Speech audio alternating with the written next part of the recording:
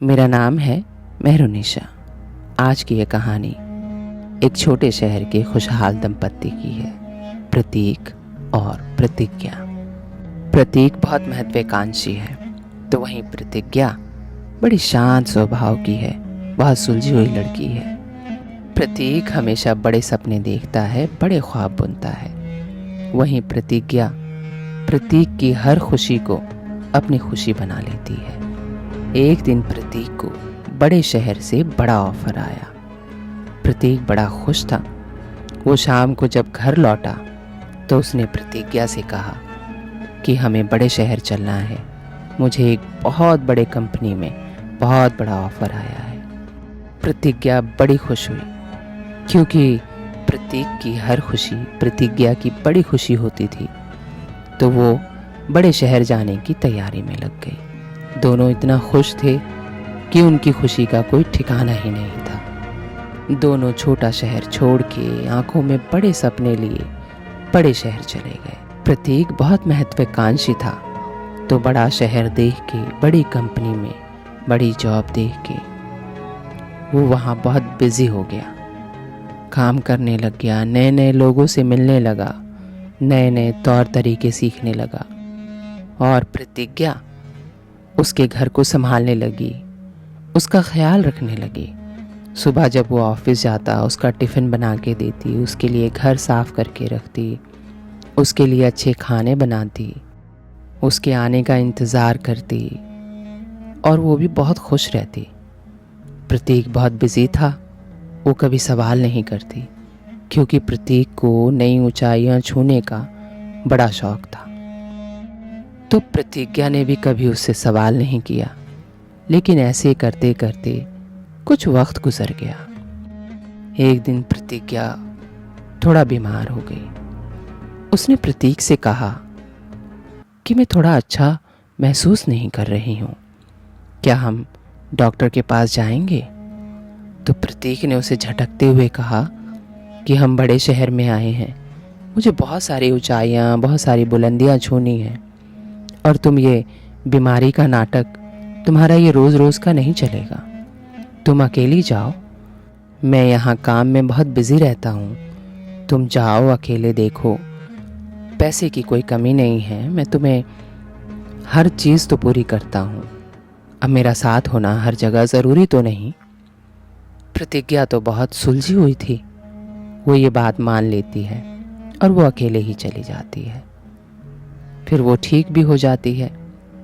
ऐसा करते करते वक्त गुजर जाता है। अब प्रतीक जो है बहुत ज़्यादा समय जो है ऑफिस में गुजारने लगता है। फिर एक दिन प्रतिज्ञा उससे सवाल करती है कि आप बहुत सारा वक्त सिर्फ ऑफिस में देते हैं, घर पे नहीं देते, मुझे नहीं देते, मुझे सुनते नहीं हैं। तो प्रतीक उस पे झुझला जाता है कि मैं तुम्हारे नाटक सुनने के लिए नहीं बैठा, मैं ऑफिस में काम करता हूँ और मुझे बहुत सारा कुछ करना है, ज़िंदगी बनानी है, ज़िंदगी में ऊंचाइयाँ छूनी हैं, तुम क्यों नहीं समझती हो? अगर तुम्हें अकेलापन ज़्यादा महसूस होता है तो तुम वापस क्यों नहीं लौट जाती? ये सुनकर प्रतिज्ञा खामोश हो जाती है। प्रतिज्ञा जो है बहुत सुलझी हुई लड़की थी, तो वो इस बात को मानती है। वापस लौट जाने के लिए वो सोच भी नहीं सकती, क्योंकि उसके पीछे तो कोई था ही नहीं। वो खामोश हो जाती है, एकटक उसे देखती रहती है और सोचती है कि मैं क्यों इस बात को बार बार छेड़ती हूँ, ये नाराज़ हो जाते हैं। उसने खुद से वादा किया कि मैं कभी भी इनसे ये बात नहीं छेड़ूंगी। प्रतिज्ञा कोशिश करती कि वो खामोश रहे, कोई ऐसी बात ना कहे जिससे प्रतीक को गुस्सा आ जाए। लेकिन प्रतीक वो तो और ज़्यादा बिजी रहने लगा। दफ्तर से और शाम को लेट आने लगा, सुबह जल्दी जाने लगा, कम बातें करता, चुप रहता। फिर प्रतिज्ञा ने भी सोचा कि वो बोलते नहीं हैं, फिर मैं बोलूँगी तो बात बिगड़ेगी, इससे बढ़िया वो खामोश रहते हैं, कम से कम खाना तो खा लेते हैं, घर में शांति बनी रहे। ये सोचकर प्रतिज्ञा भी चुप रहती। जितना बोलता उतना ही वो बोलती। जितना पूछता उतना ही बताती, जितना कहता उतना ही सुनती, और वो खामोश रहने लगी। ऐसा करते करते बहुत वक्त गुजर गया। अब प्रतीक और प्रतिज्ञा की शादी का 5वां सालगिरह आ गया। 5वें सालगिरह पे प्रतीक घर आया। शादी की सालगिरह थी तो प्रतीक थोड़ा जल्दी आ गया। प्रतिज्ञा भी बहुत खूबसूरत लग रही थी। लाल साड़ी जोड़ा पहन के वो तैयार हुई थी।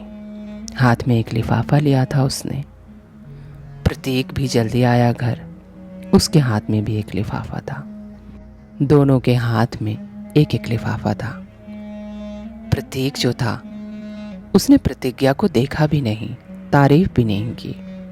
इस बात को प्रतिज्ञा काटते हुए कहने लगी, आओ बैठो, आज हमारी शादी की 5 साल हो गए हैं और इस बात पे मैं आपको कुछ देना चाहती हूँ। ये सुनते ही प्रतीक ने उसकी बातें काटी और कहा, पहले मेरी सुनो, मैं तुम्हारे लिए कुछ लाया हूँ। इस लिफाफे में जो है उस पे साइन कर दो, मुझे तलाक चाहिए।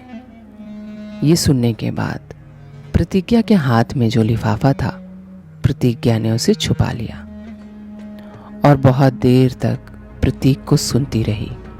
वो नजरें झुकाए प्रतिज्ञा से कहता रहा कि मैं ऑफिस में किसी से प्यार करता हूँ, वो मेरे लायक है, वो मेरे काबिल है, वो सुंदर है, पढ़ी लिखी है, खूबसूरत है, दुनिया जहाँ का उसको ज्ञान है, वो मेरे साथ रहती है तो मैं खुश रहता हूँ। प्रतिज्ञा खामोशी से उसकी बातें सुनती रही, जवाब तक नहीं दिया, मुस्कुराई नहीं, खामोश रही, झुंझलाई नहीं, बस सुनती रही। फिर प्रतीक ने बोला, क्या तुम कुछ नहीं बोलोगी? प्रतिज्ञा पुरसुकून थी। उसका हाथ थामते हुए कहने लगी कि तलाक तो मैं दे दूंगी, लेकिन मेरी एक शर्त है। प्रतीक बिना सुने उसकी शर्त मान लेता है। कहता है, ठीक है, तुम्हारी जो भी शर्त है मुझे मंजूर है। प्रतिज्ञा हंसते हुए बोली, अरे पहले सुन तो लो। प्रतीक ने बोला, इस तलाक की जो भी शर्त है मुझे मंजूर है। तो प्रतिज्ञा हंसी और मुस्कुराते हुए कहा, ठीक है, आज से 1 महीने बाद मैं तुम्हें तलाक दे दूंगी, लेकिन 1 महीने तक तुम रोज दफ्तर से जल्दी घर आओगे, मेरे साथ खाना खाओगे और मुझे अपनी गोदी में उठाकर बेडरूम तक ले जाओगे। प्रतीक बहुत तेज हंसा और हंसता हुआ फोन मिलाता हुआ बेडरूम से बाहर चला गया। उसने अपनी प्रेमिका को फोन लगाया, कहा कि हम अगले महीने शादी कर रहे हैं। तो वो बड़ी खुश हुई, बड़ी उत्सुकता से पूछा, क्या प्रतिज्ञा ने तलाक दे दिया? हाँ, अगले महीने तलाकनामा पे साइन कर देगी। तो उसकी प्रेमिका ने पूछा, अगले महीने क्यों? तो प्रतीक ने हंसते हुए कहा, मैं ना कहता था कि मेरी शादी एक गंवार लड़की से हुई है, उसने एक शर्त रखी है। तो प्रेमिका ने शर्त को बड़ी उत्सुकता से पूछा, ऐसा क्या शर्त है? तब प्रतीक ने कहा कि उसकी ये शर्त है कि मैं रोज शाम को घर जल्दी आऊं 1 महीने तक और उसके साथ खाना खाऊं और उसे उठाकर बेडरूम तक गोद में ले जाऊं। उसकी प्रेमिका हंसने लगी, प्रतीक भी हंसने लगा, कहने लगा, देखो गंवार औरतों की गंवार ख्वाहिशें। खैर, हमें क्या है, 1 महीने बाद तो हमें आज़ादी मिल जाएगी और हम दोनों शादी कर लेंगे। ऐसा कहते हुए वो फ़ोन काट आया और बेडरूम में आ गया। अगले दिन सुबह सुबह दफ्तर चला गया। शाम को जैसा कि शर्त थी वैसा उसे लौटना था, जल्दी लौटा। साथ में दोनों ने खाना खाया। खाना खाने के बाद जैसी कि शर्त में लिखी गई बातें थी कि गोद में उठा के उसे बेडरूम तक ले जाना है, तो पहला दिन था प्रतीक के लिए, तो बड़ा अनकंफर्टेबल महसूस कर रहा था। लेकिन प्रतिज्ञा की वो खामोश आंखें चीख चीख के न जाने क्या क्या कह रही थी। वो मुसलसल उसकी आंखों में झांक रही थी, उससे बातें करने की कोशिश कर रही थी, लेकिन प्रतीक तो उसकी तरफ देख भी नहीं रहा था। जैसे कि शर्त थी, उसे बेडरूम में लिटाया और लिटा के बाहर आया और उसने अपनी प्रेमिका को फ़ोन लगाया। वो रोज़ रात को यही करता और रोज़ रात को वो उसकी बात पर, उसकी शर्त पर इतना हंसते, कहते क्या बचकानी शर्त है, खैर हमें क्या है, हमें क्या है, 1 महीने की तो बात है और फिर हम आज़ाद। इस तरह की वो बातें करते, रोज़ हंसते उस पे, रोज़ रोज़ यही बात होती। ऐसे ही 2-4 दिन 10 दिन गुजर गए। आज 10वां दिन था जब उसे प्रतीक अपनी गोदी में उठा के ले जा रहा था बेडरूम तक। तब उसने महसूस किया कि प्रतिज्ञा बहुत हल्की फुल्की है। उसकी निगाहें उसकी निगाहों से मिली तो उसने देखा कि सुर्ख आंखों में बड़े सवाल हैं, बहुत सारे जवाब हैं, और उसका गोरा रंग प्रतीक को परेशान कर रही थी। जैसे प्रतीक से कुछ कहना चाहती हो, लेकिन प्रतीक जल्दी से उसे बेडरूम में ले गया और रख दिया, जैसे कोई सामान हो और वो उसका काम हो उस सामान को उठा के बेडरूम तक ले जाना। लेकिन इस बार प्रतीक के दिल में कुछ हुआ। वो सोचने लगा। प्रतिज्ञा की वो आंखें, वो गोरा सुंदर चेहरा, वो हल्का सा बदन, जैसे मानो कभी प्रतीक ने उस तरह कभी देखा ही ना हो, या वो नई वाली प्रतिज्ञा कि शायद उसको जानना चाहिए। आज वो कॉल करने लगा अपनी प्रेमिका को, तो फोन जैसे लग नहीं रहा था, लेकिन उसने खुद को इसलिए तैयार किया कि वो मेरी प्रेमिका है। उसने कॉल किया। आज वो प्रतिज्ञा की बातों पर हंस नहीं रहा था, मुस्कुरा भी नहीं रहा था, बस उसे शायद फोन रखने की जल्दी थी, लेकिन अपने दिल को ये समझा रहा था कि जिसे मैंने चुना है वो ज़्यादा अच्छी है।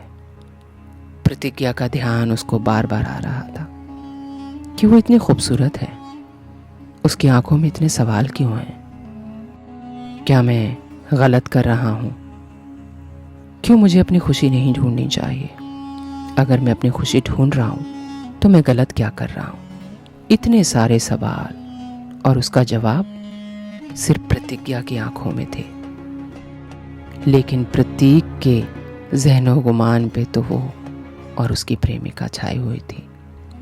वो उसकी आंखों के सवालों का जवाब देना और लेना तो चाहता था, लेकिन शुरुआत खुद से नहीं चाहता था। ऐसा करते करते 15 दिन हो गए, लेकिन अब प्रतीक को प्रतिज्ञा की वो आंखें और वो चेहरा मुसलसल याद आने लगा। वो सुंदर चेहरा, वो सुर्ख आंखें, और आंखों में हजारों सवाल, हजारों जवाब।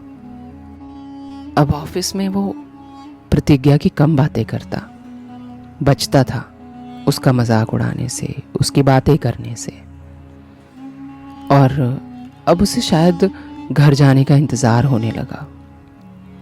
वक्त देखता कि शाम हो गई है, मुझे घर जाना है। अब शायद प्रतिज्ञा उसे याद आने लगी।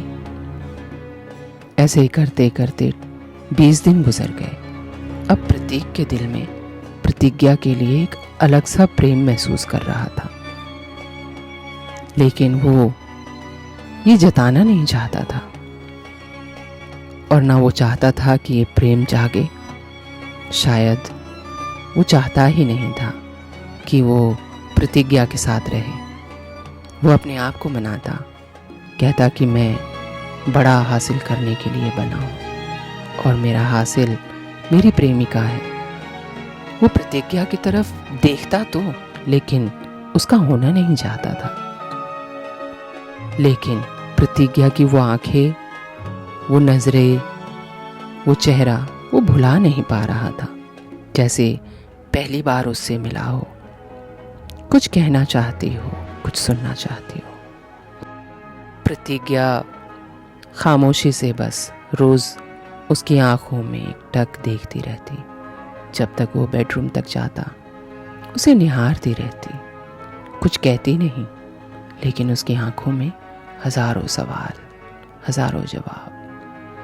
लेकिन प्रतीक उसको कभी छेड़ने की कोशिश न करता। जब 25 दिन हो गए तब प्रतीक को कुछ महसूस हुआ। शायद वो अपने आप को समझने लगा कि मैं गलत हूँ और मुझे प्रतिज्ञा से माफ़ी मांगनी चाहिए और मुझे ऐसा नहीं करना चाहिए। वो महसूस करने लग गया कि प्रतिज्ञा उसकी ज़रूरत है। और फिर इस तरह वो करीब आने लग गया प्रतिज्ञा के। अब उसकी आंखें उसे याद आती रहती। हर वक्त वो चाहता कि मैं प्रतिज्ञा के आसपास रहूं। ऑफिस से जल्दी घर आ जाता, देर में जाता। ऐसा उसके अंदर कुछ अजीब सा टूट रहा था और प्रतिज्ञा खामोशी से बस आखिरी दिन का इंतज़ार कर रही थी। आखिर वो आखिरी दिन आ गया। आज 30वां दिन था। आज प्रतिज्ञा जो है दुल्हन की तरह तैयार हुई थी। बहुत खूबसूरत लग रही थी।